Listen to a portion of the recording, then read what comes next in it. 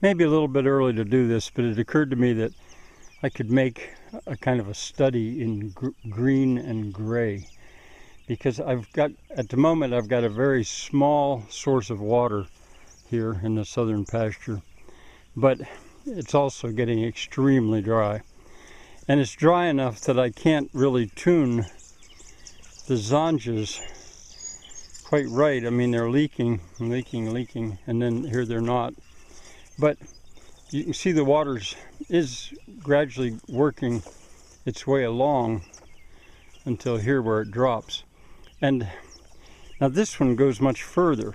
Now I think possibly by tonight or else tomorrow I'll have a large source of water here, which will change things a good bit.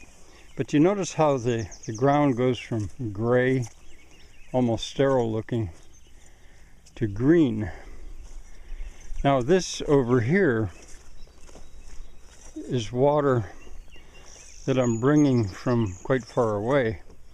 And again, I can have a lot bigger source, I think, by possibly this evening or tomorrow. But look at that, it's making its way the whole way along here. And there was none here, not here, yesterday. Water comes from that spring in there that I fixed the hatch, and now it's running out here. It could have been running out here all spring if I'd turned my full attention to it. But you can see it's brimming here too much. The thing is, it takes a little while for the ground to get soft enough, that pudding-like texture, to be able to pull it up, to tune that up. But nonetheless, I'm doing that. Now that should be perfectly level, and it is almost perfectly level. But I'm dropping water from right up there, I'll show you in a minute, to here. You can tell by the hydraulic jumps, the ripples. So there's quite a fall of water here. I don't remember exactly why I did that. But I'm going to come back here now and start. I'll use a shovel, and I'll start to catch this height.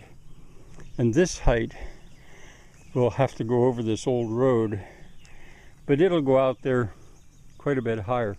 Water is going to get so precious here over the next couple weeks at least that I'm going to catch all I can here. Now I'm not stealing it from those downstream. I'm holding it so that it's there. It's like filling a sponge instead of just letting stuff run off. If you can hear it, she's calling her piglets, and they hear her. So they're all gathering. She'll probably lay down in a bit and feed them. If she's one of the mamas, I've got about 3 or 4, I think. Here comes another one. Or maybe they just know I'm here and that's why they're making that sound. A false alarm. But this gilt, or sow, came to visit. She's here with me. What I want to say here is I've thought of a word for what I'm doing here, or 2 words. I'm water gardening. I'm gardening, but what I'm actually gardening is the water itself. The plants, Gaia is taking care of that herself. I'm not putting anything in of my own. Not anywhere through here. I'm getting the environment ready, and the pigs are helping. I'm going to call this water gardening. And I've got a lot of water gardening to do in this area over the next, well, forever. But the first thing I got to do is get that big supply that I talked about. One of the mamas, you can tell because of the way she's swollen up down there. I haven't been here to talk about yet this year. This is that pig cloister. I called it last year. I'm going to call it a pig fold, lower pig fold this year. And I'm changing so much. I'm moving actually everything you see here.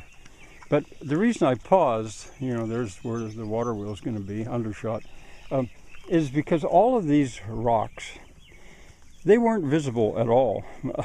I didn't really even know there was a spring here when I came here. It was just so different.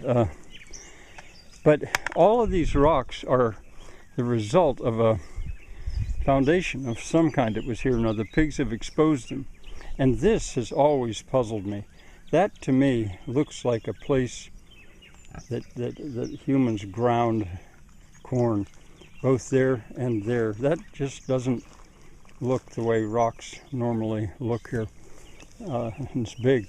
So I have suspected that was maybe the original mill for grinding by hand.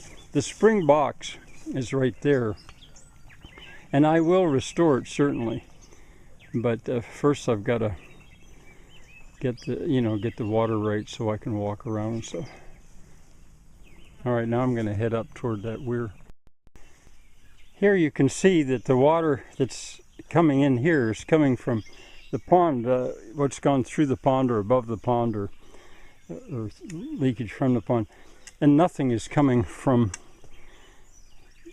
Cort Weir is what I call it, and that's where I'm going to work. I'm not going to go up there now because I need to bring a shovel and be prepared to spend some time there. But I'm going to work on that today, and then really until I get that water. That's going to give a good supply of water to this whole system down here. Almost no water, you might as well say no water, almost, is coming from the pond itself, which is down about a foot from its highest level. But I'm going to, so I've just been leaving this alone, but when I get around to it, I'll repair this as well. I'm tempted to steal that cloth from this site. I might do that if I can't find another one for another site that I'm working on. How different this soil is here. This is that chocolate mousse stuff that I was talking about, texture. And it's because it's had water, it's been in water, for long enough that life itself has started up to grow in there. It's beyond the chocolate pudding stage. Here, it looks as if willow has simply overwhelmed the whole area and just taken control. That's not the case. The time to cut that willow is in the winter when the leaves are off it. And I did a bunch of it, but not enough. And in any case, I don't mind it. It's shading big areas that otherwise would look like this. So it has its time, and I don't mind it. I do not feel that it's out of control. It's doing the right thing for a summer season right now.